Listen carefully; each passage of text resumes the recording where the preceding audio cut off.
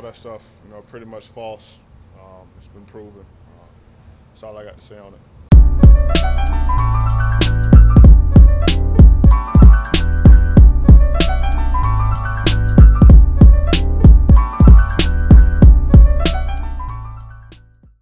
What's going on there, guys? We back with another one. We're going to talk a little bit more about Ja Morant. Now, guys, we all saw the confrontation with the Indiana Pacers and the Memphis Grizzlies a few weeks ago where, you had Steven Adams, James Johnson, you had Ja Morant, Andrew Nembhard, the rookie out of Gonzaga, and you had that whole mix-up, right? And you also saw his friend Devontae Pat getting escorted out the gym. Well, just to catch everyone up, in case you haven't heard, there was a confrontation out in the parking lot where there were two vehicles involved. When the Pacers players came out to the loading area, said that 5 men emerged from one vehicle and confronted them, used words like, come get some, you don't know how we roll, etc., etc. And then they said a slow-moving vehicle in which Ja Morant was riding in rolled up. And when the window came down, a red beam was pointing at some of the players and some of the Indiana Pacers staff as if to say that they are armed and they ready to spin the parking lot, So a lot's been made of this over the last few days. You saw Shannon Sharpe rip Ja Morant yesterday and Skip Bayless. And a lot of this has been because of his tweeting and pretending like he's such a tough guy. And he also said to Shannon Sharpe that he's going to let him live after that incident with T. Morant.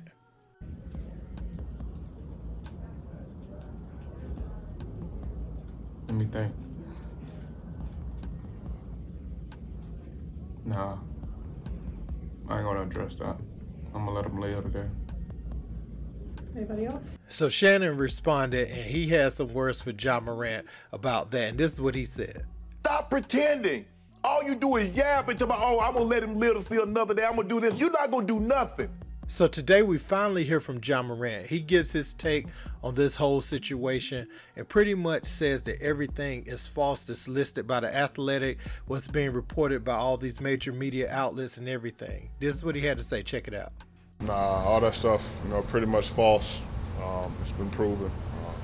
That's all I got to say on it. You said you felt like the Grizzlies are the most hated team. We Is are. that frustrating? Nah, but we are. You see it every day on social media. Anything that, got something to do with the Memphis Grizzlies, is front line, national television, national people tweeting it, putting it out. Anything else, it don't be said. I feel like we wasn't the only team on, a losing streak, but we were the only ones mentioned, so, yeah. So as far as, with everything that came out in the last couple of days, do you interpret that as more Grizzlies hate, or how do you process I honestly all that? don't care, bro. I'm not, at this point in my life, man, I'm protecting my energy, bro. Not responding to nobody else, not entertaining nobody else. That's what they need, likes and clicks. So. Because you said it was all false, but they said there was like a confrontation back there. I answered that question earlier. I'm done with that topic. There's a new narrative out here that you guys just need to play basketball. What do you? I don't got nothing to say to that either. I just said I'm protecting. There's a report in The Athletic about an incident after the Pacers game that involved acquaintances of Ja. Have you had the chance to see it yet? And have you guys had any team discussions about any of that? Yeah, I mean, that was addressed internally. Aware of the investigation of the NBA, did a full-on investigation. We were fully compliant with it, and I think they came out with a statement saying nothing was corroborated or found. So, that's what I know, and that's all I'm going to comment about. So honestly, man, I feel like Ja, the best thing he said was there towards the end, that he's not going to be responding online anymore and he's going to protect his energy.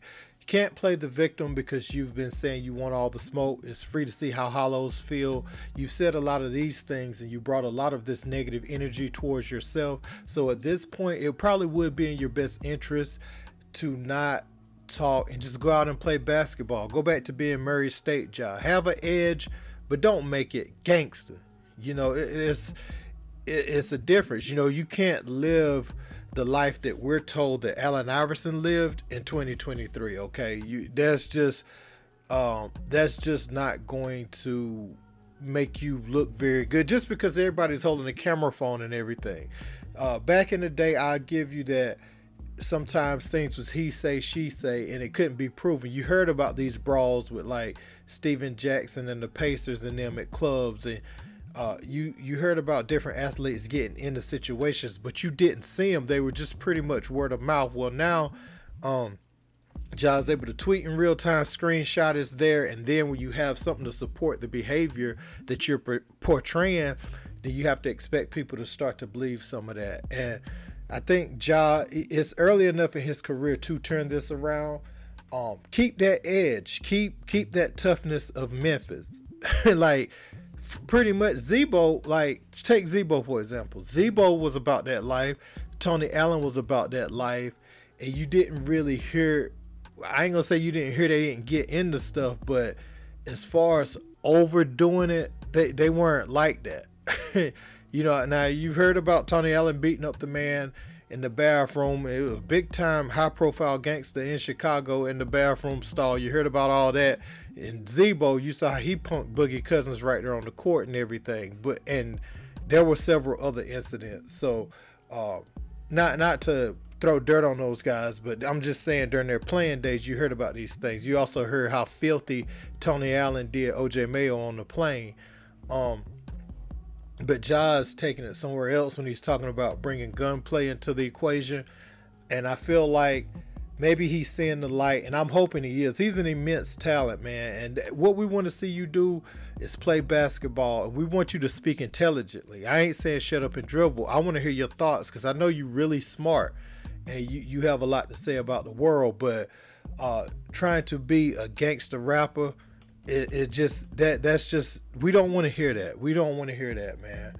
We don't want to hear that. And I ain't saying people that's around you not in that life. You need to have a sit down with those guys and say, look, if you can't abide by this standard that I have, then you can't be around me in these circles. Because I just work too hard to be put in these awkward positions where now my brand is getting thrown around. Because Ja's gonna mess around and start to lose some money in the future. You know, not saying he hasn't made a lot already, but he could stand to make a whole lot more with a cleaner image. And I ain't telling him to go out there and be fake and not be who he is, but at the same time, he does need to represent. You got a daughter, you got a little sister, you know what I'm saying? You got your family and everything, and you are the biggest representation. You represent them worldwide. They look at you, and then some of T's antics, they'll see him and be like, that's why Ja's like he is, you know what I'm saying? But I know there had to be a certain level of discipline between you and T to get where you at. You know, those some early mornings, late nights, and everything in between, putting in the work to get as good as you got to play at the highest level. So, and I know some of these guys play with you in that same backyard. You know them from the sandbox, especially the Pat kid. I know you've known him forever, and I know that Sumter ain't no joke. We know all that. We know Sumter's a tough place, man, and we know how you wasn't ranked and how you just went out there and took what was yours. But you got the edge now. Don't forget what your goal is. Your goal is to win an NBA championship, win more, try to get MVP of the league, and do something that's never been done in Memphis before. You are the most box office thing they've ever had. Memphis pretty much has, you know, a AI type star, you know, in their city. And as good as Zebo and those guys were, you have an electric style of play.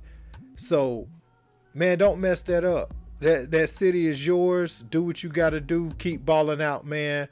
And, hey, don't put your family in danger. Don't put Kari in danger when she's out in public. Don't put Tanaya in danger. Don't put your mom in danger. None of that just because of some stuff you got going on. But, hey, man, don't forget to like, share, and subscribe. And let me know what you guys think in the comments. Until next time, peace.